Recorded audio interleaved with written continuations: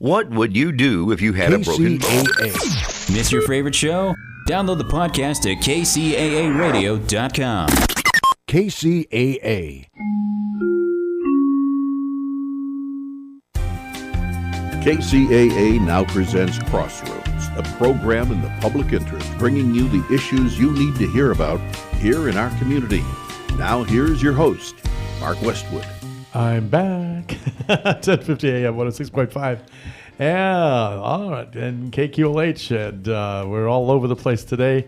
Our guest at the 3 o'clock hour is running just a little bit late. We're going to be hearing from none other than Rodney Allen Rippey in the next half hour or so with the school board candidate running by the name of Nicholas Stibbs out in Norwalk School Board Area A. And we're looking forward to talking to them. But since we have an extra half hour, I decided, well, okay, we talked it over, and Joe Perdetto and Phil White will stay again. They're from the city of Yucaipa. We've been talking about Measure S and budget cuts and difficult things on the challenges facing us. The city of Yucaipa is right now at a $7.3 million budget deficit. They have to learn how to address that, figure out how to address that, innovate how they're going to address it, I should say. And it includes some deep cuts or some cuts that if this measure doesn't pass, may have to happen or may not happen, or the measure may not pass. I mean, we have an election November 5th. As I said at the beginning of the other hour, iwillvote.com.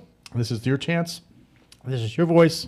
You know, when you go to City Hall, you get 3 minutes in the microphone, they cut you off, the little beeper goes. You know, this is your chance to call in too at 1-888-909-1050 or 909-792-5222. I know we're talking about budget stuff, and I know I can hear some snoring in the background from people, you know. To some people, this is just wonderfully exciting. I'm sure that Phil White is wonderfully excited. Fired up, let's go. Fired up, and Joe Perdetto, it's all about public information, and I'm trying to make this seem interesting, you know. And, you know, I saw some of the people dozing, even the people that attended last night at the community center at the meeting. I have to compliment you guys. You were at the Yucaipa Mobile Home Residents Association. And you were kind of cut off abruptly and not given very much time to explain a pretty complex issue. And then, of course, city council meetings are city council meetings, and they have protocol and the way they do things, and you get 3 minutes of public comments. And, you know, you have to wait in line for quite a few.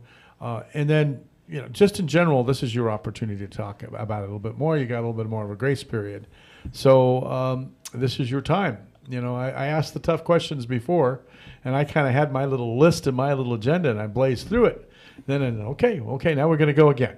So, so two things, Mark, I think we can cover that a continuation. You talked about what is the city doing to be innovative and making sure that we're not there in the future. So I think we could talk about that. And the other thing to let the public know and anyone who's curious is why not just jump to cuts right away? And the city manager considered that and talked to city council. The reason is because the hypothesis is that residents in Yucaipa have come to enjoy such a quality of life. Mm-hmm. And as Phil said, we have some runway to make a smart decision. I'll be honest with you. Yeah. They're not interested in this very much. They distrust their government's going to take care of it, and when they flip their light switch on, the power grid's going to be maintained. Mm-hmm. They put their water faucet on, clean water is going to come through. Yucaipa has about 3 or 4 different water companies to maintain and coordinate for some reason or other. So that's the way that works. You know, when they flush the toilet, the sewer goes out somewhere, you know, and when they call the police, you know, they're going to get police protection. And for the most part, we've had some good fire protection. We'll talk about that again. Nothing the fire department did, but, you know, there was this little gender-specific party that happened that created quite a problem, that created quite an expense of $5 million, did you say? Originally from the El Dorado fire, and then ultimately Tropical Storm Hillary. So now it's time to get creative. Yeah. Yep. But we did ask the community first through a scientific poll, and the results came back that more than half of the community said we would be willing to pay a little more in sales tax, at a 1% sales tax, to keep what we have. So this is just putting that out. That's why we did that and not straight cut. But in terms of being Did innovative, you hire a polling company to do that, or what was your control group and all that kind of stuff? we How did did. you do that? We did, and a statistically valid sample in our city size is considered 300, and we did a 350 sample size to make sure that we got a more higher level of confidence on So it. you didn't do like one council member and just go to Facebook? We did that too.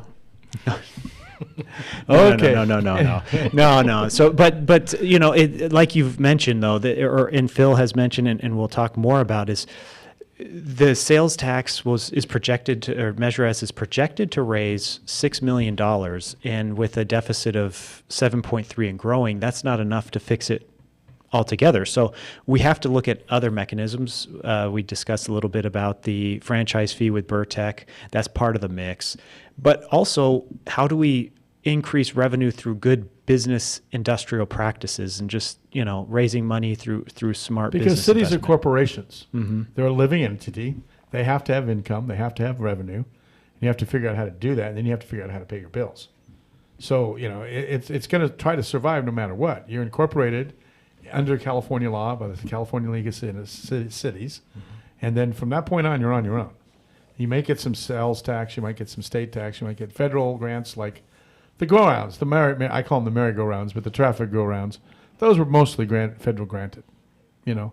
So if you come and say, oh, you know, we're going to cut a traffic go-round or whatever you want to call those things, that really doesn't have a big impact. The big impact is revenue being brought in. And expenses. And expenses, right? And, you know, I have to keep expenses down. That's the way a healthy business does.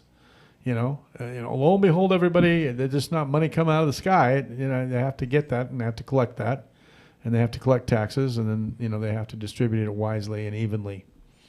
And, you know, I don't know. So- What do you think the grade from the citizens of Yucaipa overall would be on your report card? Yeah, and so that's an interesting one. The difference between corporations and cities is the profit aspect of a corporation. If a corporation has a business line that they're not, their profit margin isn't where they want it to be, they shut it down, they spin it off, they get rid of it. What the city does, we're not trying to turn a profit. We're trying to deliver service, and we're trying to maximize the service delivery based on the revenues that we got. And so what we would do in that situation when we say, hey, we got to control costs, we're saying we've only got so much revenue. We can only deliver so much service. And that's the list of cuts that you went down. That's trying to educate the community to say, hey, just so you know, if we can't bridge this gap, in order to bridge the gap, these are the things that we're going to have to decrease on our costs. These are the things that's not. So CAL FIRE or the the San Bernardino County Sheriff's Department, one of the largest employers of law enforcement in the United States, by the way. Yeah. They're not going to cut you any slack. Absolutely not. I mean, we work with. You can't go to them and have them bid. You can't go to other people to bid for law enforcement? No. We contract with the county for law enforcement, and their rates are their rates, and it's based on number of deputies or whoever they're going to deliver for us. That's what the rate is, and so the way that we would control those costs is to decrease the number of deputies that we're asking for, and so that's what we've done. But when you do that, when you one of the things you mentioned was, hey, when you call 911, you want somebody to show up. Somebody will show up. Somebody will show up. Let's not scare people. No. That's what I'm saying is, but it will be impact. The more people that they have, the more things that they can cover. The Because captain. I understand crime has gone down, right? Yeah, and there's Homelessness has gone down 40%. the SOP team, yes, absolutely, and we've been really effective with that. Captain Walker was posed this question last night, and he said, hey, what does it look like if we were to cut 5 deputies? That's the number in your thing, 5 deputies, and he said, okay, we're still going to figure it out. So it would be a challenge, but we will figure it out. That's And so- about $500,000 in benefits and salaries, right? No, 5 deputies. Roughly, it's $250,000 per deputy. So. Oh, wow. Yeah. It's a significant number, and so. And for security purposes, you can't tell me how many deputies there are. Oh yeah, it's public information. We have 28 deputies at the city of Yucaipa. So we just end up with like 23 or something like that. Yeah, but you start carving them up and say, okay, what do those deputies do? What, the SR, the school resource officers, are included in that number. And you start divvying it up, and you say, okay, that's ultimately it comes out to like a 20% reduction on number of deputies, and you think, okay, that means that all the work with the SOP team, it's going to get pinched. There's not enough resources to go around to do this. Response times, yeah, somebody's going to show up, but it's going to be tougher because they're a little bit thinner, and we don't want to cut fire because hey, we've recently experienced the hillside on fire, and it's happened. Yeah. So fire, absolutely. I'm sorry, we're just not raking our forest better. Yeah.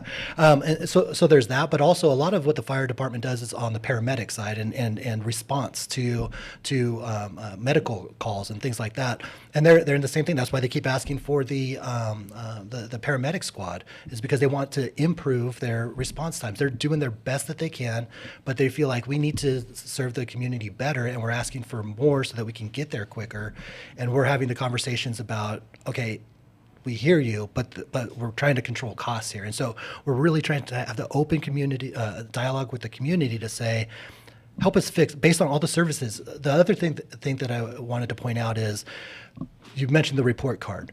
As we go to these meetings, and we've had a lot of them, the report card on the cost side, what the city's trying to do is deliver services.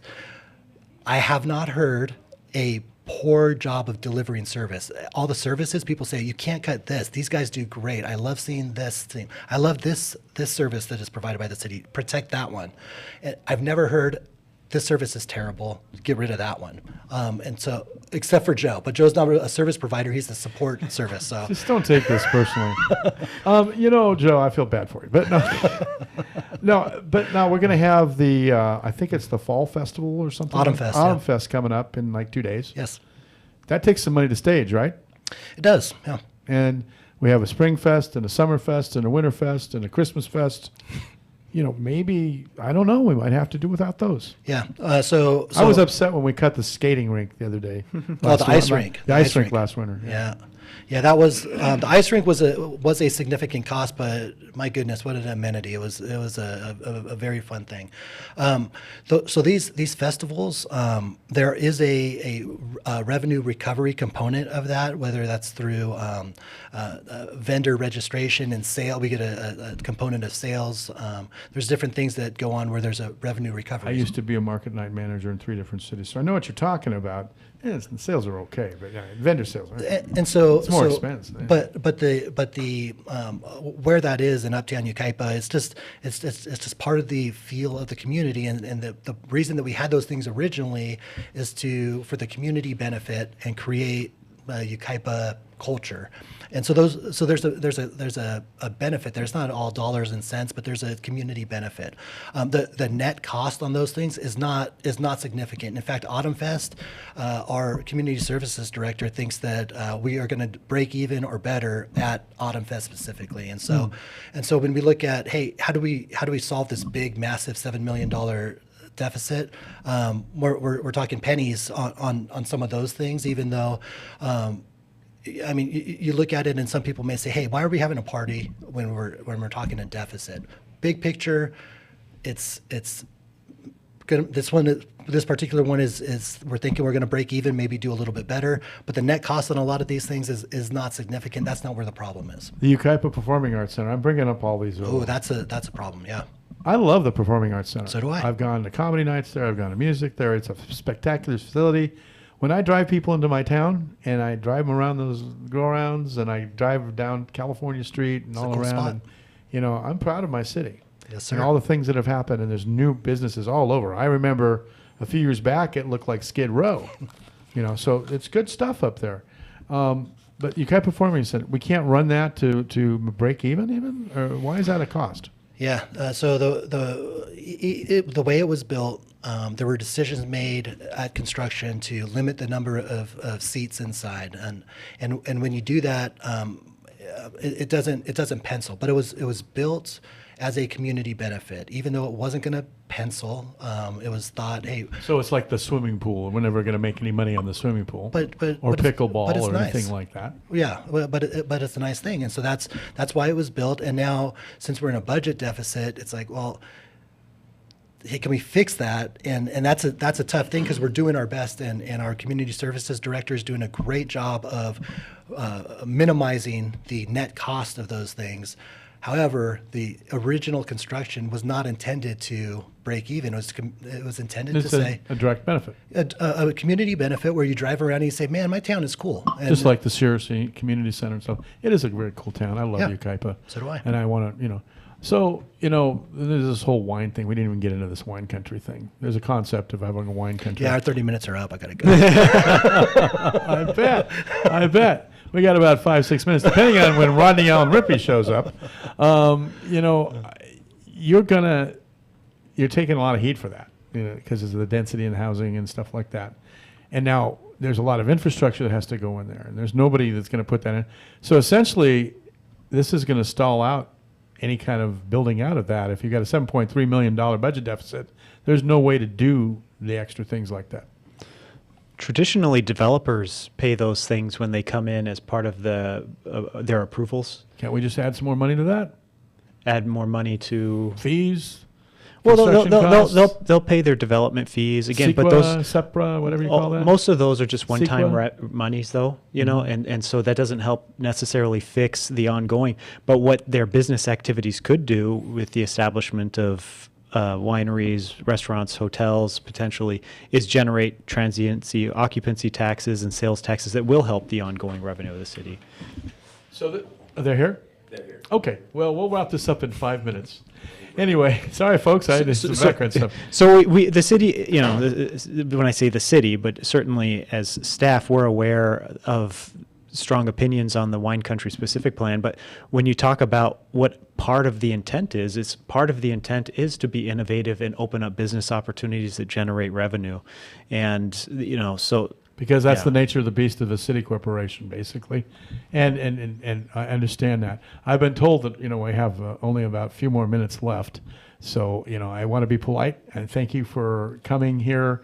And I want to give you a few minutes just, to educate, not advocate, right? Because you can't advocate. You're city employees, and I know. Yeah. So in just 2 minutes or less, we're going to introduce Phil White, who is the city finance director, who is fielding all these questions about Measure S and the budget, more or less, and how to be innovative and things like that. Talk to the citizens of Yucaipa. Yeah, so as a longtime citizen of Yucaipa and as the finance director, really Joe hit the nail on the head. We're okay with whatever the community decides. What we're really trying to do is answer all the questions, get all the information out there. But the choice that we have now is our costs exceed revenues, and so do we want to fix it on the revenue side and vote yes for Measure S to fund all of those things that are on the list, or do we want to downsize the services that are provided for the existing We revenues? have one more phone call. Oh. Let's just play game here. Live life dangerously. We're going to take this phone call. You got about maybe a minute or so to talk, and because we got to wrap this part of the show up. Who do we have on the line here? Who do we have? Hello, this is. Hello, Hello, this Lauren. Lauren, thank you for calling to KCAA. You're on the air. Please keep it clean, Jesus nice, and informative. Thank you. Go ahead. I understand that Chris Mann, the city manager, has a Redlands Country Club membership that is being paid by the citizens of Yucaipa. Why is there a $10,000 Fee? golf membership being paid when we're trying to reduce funds and tax the citizens for this? That's not a city expenditure. That's not. Yeah. That's not. It's something the city's paying for. So the city manager's contract is posted on our website, and if there was a golf club membership, that would be an itemized item in that contract. So that's I don't think that's accurate. Yeah. No. Well, that's an interesting thing. I mean, people are going to ask that question. They want to know, golf memberships are a monthly thing, and you know if it's $10,000, although that's a lot of money. That city is still paying it indirectly, right? Well, the city is compensating the city manager, and the city manager is paying for that. So indirectly, he's taking his compensation and buying one, but the city is not funding that. The city is compensating him in accordance with his agreement. Okay, it's kind of like medical or dental or something like that, but it just happens to be golf tees and golf membership. It would be just based on his compensation number in the agreement, and then whatever he does, whether he pays his bills. Well, if he had at the Ukaipa Golf Course, maybe we get some of that back. All right. Well, thank you for calling. I appreciate it. I didn't get your name, but thank you for calling. I have to wrap the show up. Thank you. KCAA 1050 AM, 106.5 FM, and KQLH. I've been here with Chris Bedetto. Thank you. Thank you, Phil White. And maybe we'll have you back again sometime. Thank you. Community Crossroads. KCAA Loma Linda. The Legacy KCAA 1050 AM and Express 106.5 FM. One of the best ways to build a healthier local economy is by shopping locally. Teamster Advantage is a shop local program started by Teamster Local 1932 that has brought together hundreds of locally owned businesses to provide discounts for residents who make shopping locally their priority. Everything from restaurants like Corky's to fun times at SB Raceway and much, much more. If you're not currently a Teamster and you want access to these local business discounts, contact Jennifer at 909-889-8377, extension 224. Give her a call. That number again is 909-889-8377, extension 224. Tahibo Tea Club's original Pure Pau Diarco Super Tea helps build red corpuscles in the blood, which carry oxygen to our organs and cells. Our organs and cells need oxygen to regenerate themselves. The immune system needs oxygen to develop, and cancer dies in oxygen. So the tea is great for healthy people because it helps build the immune system. And it can truly be miraculous for someone fighting a potentially life-threatening disease due to an infection, diabetes, or cancer. The tea is also organic and naturally caffeine-free. A 1-pound package of tea is $49.95, which includes shipping. To order, please visit TahiboTeaClub.com. Tahibo is spelled T like Tom, A-H-E-E, B like boy, O, then continue with the word tea, and then the word club. The complete website is TahiboTeaClub.com. Or call us at 818-610-8088, Monday through Saturday, 9 a.m. to 5 p.m. California time. That's 818-610-8088, TahiboTeaClub.com. Hi, I'm Nicholas Dibbs, teacher running for school board here in Garden Grove Unified Trustee Area 1. We need quality vocational education. The district cut 10 intermediate school woodshop classes and 4 auto shop classes. We need these classes back so students can have a better future. No matter where you live across this country, please support this effort so we can have quality vocational education. Go to nickdibs.org, nickdibs.org. Thank you. I approve this announcement paid for by Dibs for School Board 2024. Hi, I'm Kaylee Spear, a licensed agent with Litchfield Insurance Associates here in Beaumont. A large portion of Americans don't have life insurance or don't have enough. Whether you need a temporary policy, something to help with income during retirement, or making sure your final expenses are taken care of, having life insurance is an act of love and security for your whole family. Having a local trusted agent makes navigating through the sometimes complex world of life insurance so much easier. And I would love to be the one to help you. I'm Kaylee Spear. For your free consultation, people are calling 951-769-0005. 951-769-0005. The Phillies smacked 3 homers, beat the Cubs, take 2 of 3 in the series. Outfielder Brandon Marsh said they're focused on their final regular season series against the Nationals. We got a couple more games in Washington to kind of tune up some stuff and just sharpen the knife a little bit. But yeah, we're all excited. We worked our butts off for this moment, and we're gonna make the best of it. The Phillies clinched a bye in the first round of the playoffs, with the Brewers lost to the Pirates. Tigers beat the Rays while the Royals shut out the Nationals. Detroit and Kansas City remain tied for the final 2 wildcard spots in the American League. WNBA playoffs. Nafisa Collier tied the WNBA playoff record for points in a game with 42 as the Lynx swept the Mercury. Caitlin Clark dropped in a game-high 25, but the Fever swept by the Sun. Lynx and Sun will face off in the semis starting Sunday night in Minnesota. That's sports. I'm Ronza Moss. Batman is receiving a star on the Hollywood Walk of Fame today. This marks the first time a superhero character is being honored with a star. The star right next to that of Adam West, who played Batman on TV in the 1960s, and Bob Kane, a co-creator of the character. The Batman star in front of the Hollywood Guinness World Records Museum on Hollywood Boulevard. And after many decades at NBC, Hoda Kotb announced this morning on the air she's decided to leave the Today Show at the end of this year. This is the right time for me to kind of move on. And then I thought about, obviously I had my kiddos late in life, and I was thinking that they deserve a bigger piece of my time. The popular Kotb spent 26 years at NBC, and she's co-anchored the long-running morning program since Matt Lauer was forced out in 2017. Kotb turned 60 last month on the Today Show, and she says now it's time for her to turn the page, and she wants to spend more time with her daughters. She is expected to continue contributing to the show after 2024. Country's biggest fan-voted music award show, taking over the Grand Ole Opry tonight. Shania Twain hosting the second annual People's Choice Country Music Awards in Nashville. Miranda Lambert, Parker McCollum, Kelsey Ballerini, and Keith Urban among the performers. Nominees include Zach Bryan, Beyonce, Casey Musgraves, and Shabuzi. The show airing on NBC and Peacock. That's entertainment. I'm Liz Warner. KCAA Loma Linda.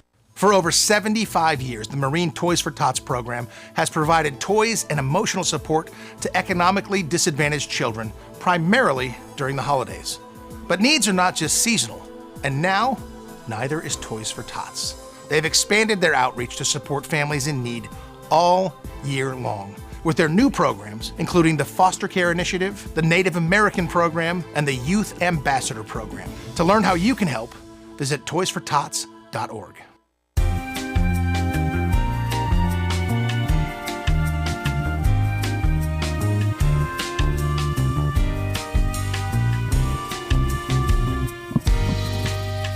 KCAA 1050 AM, 106.5 FM. I'm Mark Westwood, back with the second portion, the second hour of Community Crossroads. A little expanded time these days because, well, it's the political season. Yes, and elections are coming. An election is November 5th, and lots of people all over California, the state, and the nation are going to make a decision by November 5th.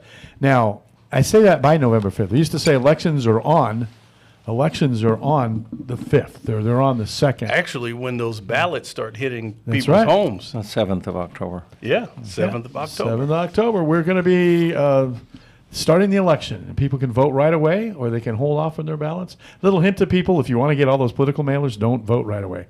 Because as soon as you vote, they take your name off the list and you don't get the mailers. It's just a little something to tell you, especially if you're a political consultant or something like that. I learned that lesson one year. But today we're here and with a teacher, which is always good to have a teacher in the house. Welcome, Nicholas Dibbs. Thank you. And his compadre here, Rodney. Rodney Allen Rippey. That's right, Rodney Allen Rippey. Yes, sir. And we thought about having some Jumbo Jacks here today, but I said, yeah. You know. Back in the 70s, you may remember him, like I do if you're a little older, that you were the advocate for eating Jumbo Jacks, and you were that kid, that cute kid on the commercial that everybody loved before you got leveled by a whole "Where's the beef?" Oh, no.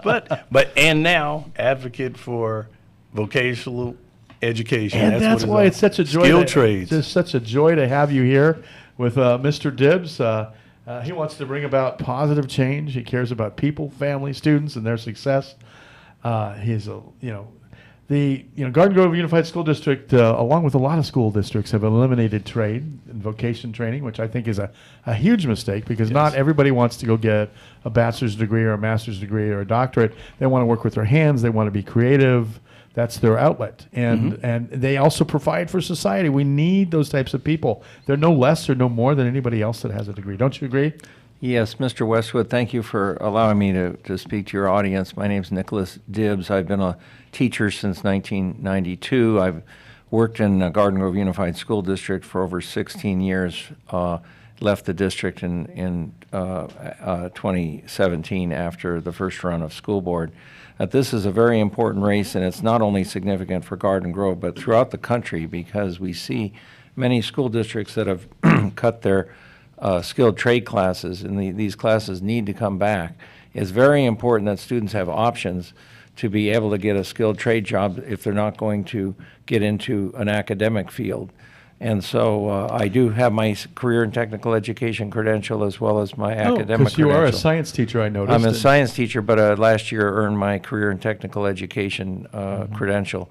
But and this is so important because it helps kids stay in school too. Yes, it does. Many students have told me how important it is that without these shop class, what we call skilled trade shop classes, and it broke my heart when I found out that the last two, we have 10 intermediate schools in the district, and the last two wood shops were being cut from those 10 schools back in June of 16, and the wood shop teacher told me, I was there filling in for the art teacher, and he said, well, the art teacher's retiring, and he said to me in about April or May of 2016, in a month or two, they're going to make me the art teacher and close down the wood shop. And he said the principal and him and the students and the parents all want this wood shop to stay. Again, the district has 10 intermediate schools for 7th and 8th grade. They only had 2 left. And so he told me they're going to close it. I then go to the school board and to the superintendent and asked them not to cut it. He said that him and the principal of the school went up to the 5th floor of the district office and begged the administrators not to cut it, but they're going to cut it anyway. So that's how I got into one of the main reasons I decided to run for school board that year, a few months later in the November 2016 race. But so this is one issue, but there are other issues in the district, and that is the cronyism, the unfairness, unethics, the fact that they used taxpayer money, our taxpayer dollars, to interfere in that first election.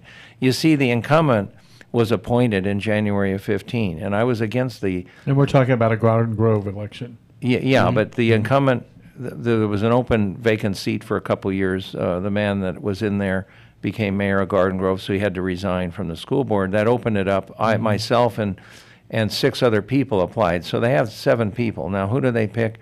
They picked the one that had just retired as a high-level district administrator and appointed her to now watch over administrators. So she's part of the cabal or the clique of people at the district office, and that she was appointed in January of 15. When I go to her in in May or so of 16 and say, hey, these and to her and the other board members and the superintendent, please don't cut the last 2 woodshop classes. Only 2 of the 10 have them. Now you're going to cut them both. So she didn't stop it. So I ran for school board, and when I ran a clean campaign on the issue, and then it comes to find out that they used taxpayer money, staff time, school district resources, and interfered in the election by sending out a disparaging message against me to all the parents at one particular elementary school, to over 1,008 parent phone numbers. Really? And so it was a robo-message, right? It was an official. And they paid for it. They paid for it as an official message from the district to these parents, and it was sent out on October the 18th, 2016, just as ballots were coming in the mail. Now, I didn't find out about it until August of 2017. But so defamation of character, and also the misuse of public funds. Misuse of public funds. How much? So the cronyism, the unfairness, the unethicalness of this, and the allegations were put together in a 12-page amended complaint filed with the court back on February 5th, 2019. Unfortunately, my attorney didn't file the tort claim on time, or there was a technical issue with the tort claim, and so the case never made it to be adjudicated. But the point is this: we fast forward from then until now, and the school district is still using their resources to interfere in the election process by way of their actions of you can't do that. You can't do that. It's not a separate PAC. It's the actual government entity with taxpayer money. With taxpayer money doing this, and it's wrong. So I just came from a meeting last night at the school district, and how convenient. I've been pounding the pavement, going to over 130 school board meetings, asking that these trade classes come back at many of those meetings, bringing this up along with other issues. And how convenient that last night they said, okay, we're finally going to bring our trade classes back to one high school. Well, that's and good. They did the announcement last night with a fancy presentation and a video. How convenient on September 25th, just before ballots are going out, that they're trying to hijack what I did. Still keep advocating. Still keep. You set the platform. You set the stage. Nicholas, you go by Nick or Nicholas? Yeah, Nick or Nicholas. It doesn't matter. But Nicholas you is fine. set the stage. You made them talk about it. That's the win. That's the win. That's the win. The bad part is that there is a lot of cronyism and unfairness going on, and things that are wrong in the district. So and that's the misuse second thing you need to fight. Yeah. And so, have you gone to the Fair Practices? Well, I took this issue back in the 2016 issue, and they said it didn't fall within the scope of their jurisdiction. So everyone passes the buck, more or less. Well, they use public funds to campaign with. How does that not? Well, I tried to get. It's hard I file a private lawsuit and I couldn't get anywhere, and then because of my attorney messed up the case, unfortunately. But Nick, you have videos too, and I have videos, but the point is that we need to have people elected to local office who are going to hold administrators accountable. Now, she had already retired, the incumbent, as a high-level district administrator, basically rubber stamping things and going along with the status quo. That isn't going to bring us accountability. That's not going to bring us checks and balances. I've been out there advocating on a number of issues, including this one, but yet there are other people in the district that also complain, and I see the litany. A litany. For instance, the superintendent, 2 years later, after they interfere in my election, the superintendent is out campaigning for the incumbent board president with the incumbent that I'm running against, the two of them, in the November 2018 race where she's backing the incumbent board president. So should a superintendent of a school district be campaigning for an incumbent board president who sets her salary along with the other board members, and it's being done with the lady I'm running against, who's the incumbent, campaigning with the superintendent. So basically the incumbent is sanctioning what the superintendent's doing. Outrageous. We got a video to show. Okay, let's show it. Because we're not going to have enough time. How long is that? How long is it? You have 3-minute video. 3-minute video? Okay. Can you give that one up? What's it labeled as? And which one would you want to show? The one of the... the one that was important. We have a parent who complained about the superintendent, and I think you want to show that one? What's the label? Yeah. Got it? Yeah. All right. Okay. Well, this is a video being presented by Nicholas Dibbs from the Garden Grove area. From the school district. This is public comment, in public comment. Okay. And can we show the video as well on our stream? First up in public comments is Devin LaPierre. It's just an example of the unfairness that's going on. Give us a full screen. Good evening, board members. My name is Devin LaPierre, and it has come to my attention that your superintendent has acted in an extremely inappropriate and unprofessional manner. In the envelopes that I passed out, you will find a copy of an email that Dr. Maffei has sent to my employer, defaming my professionalism and character in an effort to harm my professional career.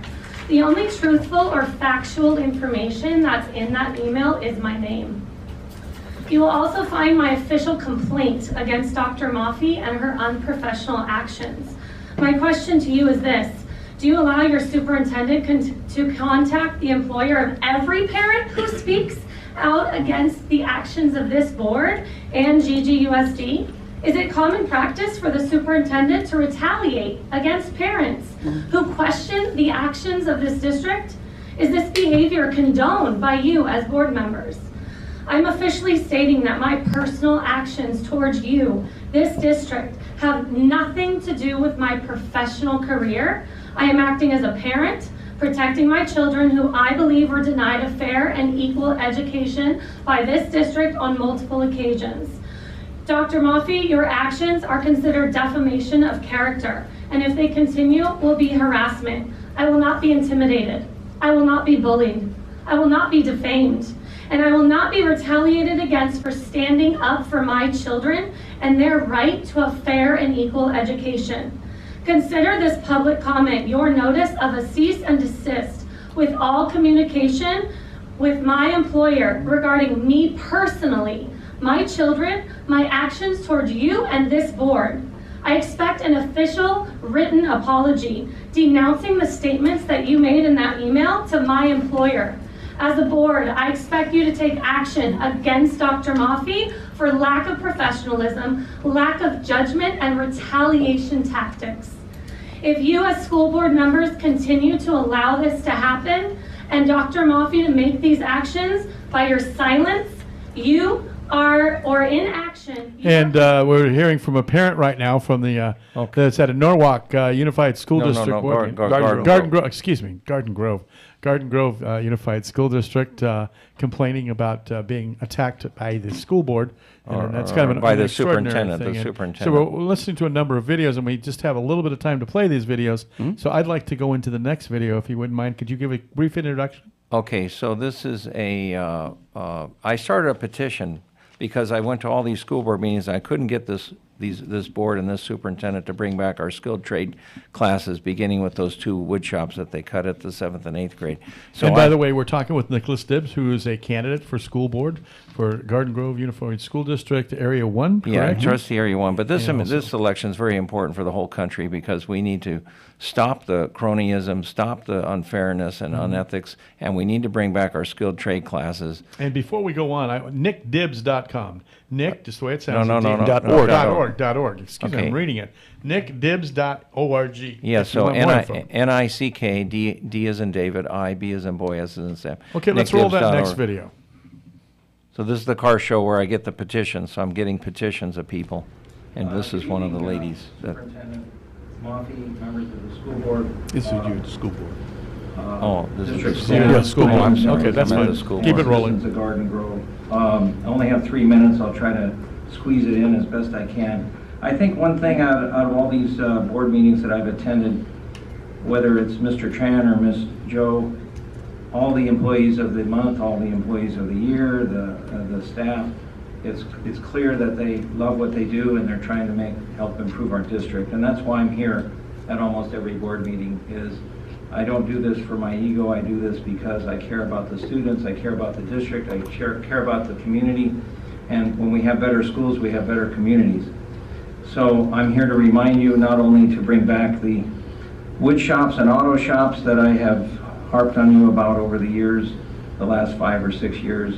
All 10 intermediate schools need their wood shop and auto shop, wood shop and metal shops back, and 4 of the high schools need the auto shops back that were cut.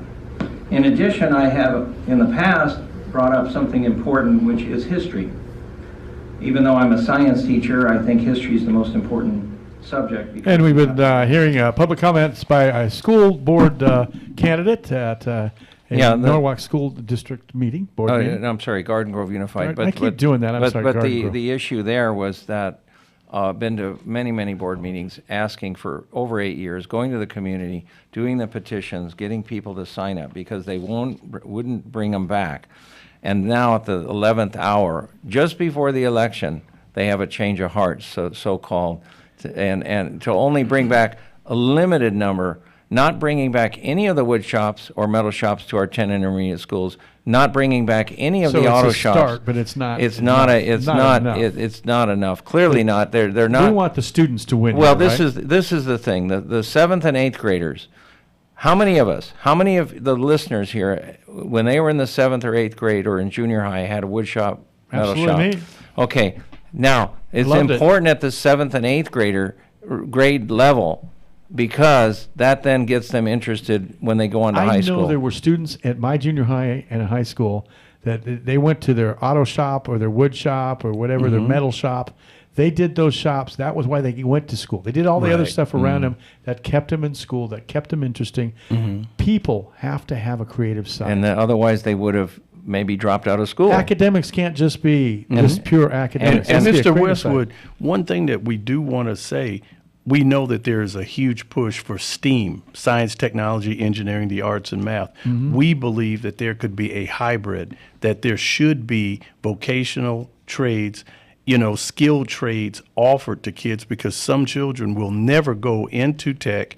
That's just a fact. But other kids like to use their hands. That's right. And we need more skilled labor. It doesn't have to be a prerequisite. It just needs to be an elective. So after they cut these wood shop and metal shop, the district brings in the STEAM classes, which is fine, science, technology, engineering, art, and math. But I'm saying it's not mutually exclusive. Let's keep the STEAM classes, but also bring back one or two of or bring back our wood shop, metal shop classes to our intermediate schools, because the district has a budget of approximately over $1 billion back in June of 2016. Why is it that they forced, when the art teacher retires at Alamedas Intermediate School, then they bring in and force force the woodshop teacher to become an art teacher instead of just hiring an art teacher. So we have one more video to play. and yes, that would be the car show. The car show. So here's a young woman who has children in the schools. Yeah, that was. I think it was public support. It was a public. It's a video of a lady. There's three. Just play the one that you haven't played yet. There's go the last one. There you go. Am I putting you on the spot, Eric? In the control room, I don't mean to do that. So we have petitions that 50-50 over 800 people signed these petitions. Longtime resident of Garden Grove, advocate for better schools and communities. I'm here with Erica. And Erica, thank you for stopping by. It's Friday at the Garden Grove Main Street Car Show. And you were kind enough to stop by and sign the petition to the school district and the Board of Education to bring back our shop classes. And you have a couple of kids now in the public schools? I do. And do you think they should have wood shop and the vocational classes? Absolutely. And you were saying, tell us about what you had when you were growing up, what kind of classes you had. I had wood shop class, I had music class, I played an instrument. I also had typing class, and they were instrumental in my life, and they stayed with me, and it's very good to learn hands-on at a young age, so I definitely support that. And now that I have kids, I definitely would like them to have that as well. Well, I don't know if you know that, but know that the 10 intermediate schools cut the wood shops and the metal shops, so now they don't exist anymore. And so that's one reason I'm asking people like you to sign this petition here, bring these classes back. And did you have home economics? I did not have home economics because I was in sports and I had music. But if you think they should come back? Oh, yes. Because some of the schools have cut those. Yes. So what is your message to the school board members and the superintendent and the administrators at Garden Grove Unified about bringing these shop classes back? Our 10 intermediate schools having the wood shop and metal shop, and our four high schools lost their auto shop. When should the school board bring those back? The next school year. Right away. Yes. And if they refuse to do it, should they be voted out of office? Possibly. Possibly, yes. They refuse Us to do it. parents should be able to express our concern on what we think our kids need, and our kids definitely need hands-on experience. It's not all technology. You know, you still have cars that need to be fixed. You have and that is a very, very articulate parent. That's very nice. You look good there, Nicholas. You look good there as a man on the street interview. There you go. And we're sitting here with Nicholas Stibbs, who's running for Garden Grove Area 1 School District, Unified School District Board, and also with Rodney Allen Rippey, who's an advocate and a friend. So let me just thank you, Mark, again. And we're not wrapping up. We're not wrapping up. I'm just reminding our listeners who we're talking to. And what is your vision going forward? That we need an independent voice on that school board, somebody who's not part of the crony network of being a high-level administrator, being appointed there, and then in the first election, the district interfering in the election. We We need somebody, because the taxpayer funds are precious and they shouldn't be squandered and misused in places they shouldn't be. And so we need somebody who's going to bring ethical fairness and ethics to the district. I've seen so much unfairness having attended these school board meetings that it's not right. And so we need to not only bring our trade classes back, but we need to have ethical and better leadership of the district. Because right now, there's a litany of problems dealing with ethics and alleged problems that the district is having with staff. So you kind of view yourself as a reform candidate. Yes, sir. Yes, absolutely. Sir. But you're also good at listening and addressing and the concerns of the parents. And we've got your up on the video screen, nickdibbs.org, nickdibbs.org. The skilled trades classes. I can't advocate enough for those. I love the fact you're doing it. Yeah, but it really bothers me that I do this for over 8 years. And why did they wait until just before the election to bring a limited number of trade classes back, and then they announce it last night, just a week or two before the ballots come out? And I know how you feel about that, but I think you've had some influence on that. Oh, yeah. I think that you've already advocated for that. You're already being effective, even before you're in office yet. Mm-hmm. Congratulations. It's a win for you, and it's also, more importantly, who's it a win for? Well, the students. Absolutely. But we need to bring these classes back to the 7th and 8th grade, and they're not doing that. And so this race is important. Maybe this will help. This election is very important, not just for Garden Grove citizens, but for the whole country, because this can set an example. I absolutely agree. And so I'm asking people, no matter where they live across this country, go to my website, nickdibbs.org, make a contribution, endorse me if you want, make a contribution. And if you know anybody who lives in the district, you go on my website, nickdibbs.org, there's a map.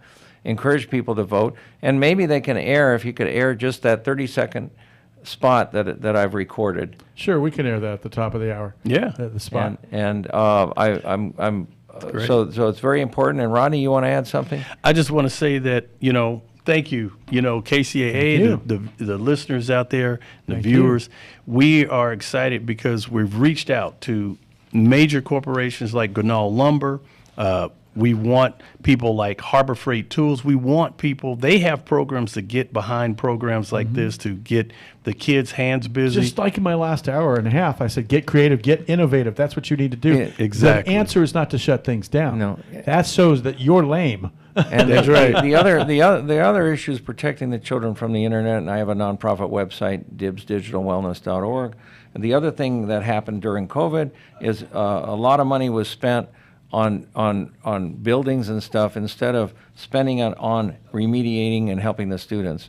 Well, we're going to have you back. So I understand. I can tell you've got a whole book here of stuff to talk about. Yeah, Nick, so I'd appreciate coming back. I appreciate your compassion, and I appreciate your passion and your fire. I can tell you that, you're a science teacher and you're a wood crafts person and all that, and you want to be creative, and you're passionate about helping kids. But I can't do this. And that's why you cast your vote for somebody, probably. And I can't do it on my own. I need the help. Okay, this is my third run, and I'm almost out of funds from my personal funds, and I need help. Okay, so please donate at nickdibbs.org. And thank you for your willingness. And we'll have you back. And thank you for willingness to have me come back in the near future. And I know we got short in time here because of traffic and things like that. Well, we'll have you back, or maybe we'll have you call in next time around. Well, I don't mind coming back. It's better in Okay. person. Okay. Better in person. And I hope you enjoyed your experience here. We're right at the top of the hour, unfortunately. And then we're going to have this video on my website, too. Absolutely. So that'll be absolutely. nickdibbs.org. We've been talking with Nick Dibbs, who is a candidate who has been a candidate before running for the Garden Grove Unified School District. He cares. He's a credentialed science career technical education teacher. That's a mouthful.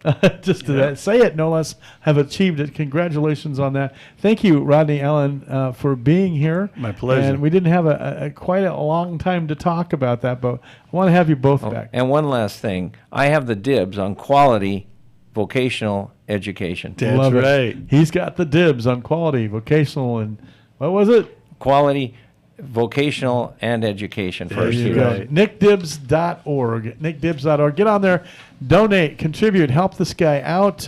He's a rare species around that it really does really care about your kids, not just his own kids or his kids that went through school or his science program or his vocational program. He cares about all kids, and you can tell that. Thank you for being here, and good luck. The election is November 5th. Yeah, but the ballots come out on the October 7th. Well, thank you, Mark. So we have 1 more minute left. This is your campaign stunt. Give us 30 seconds.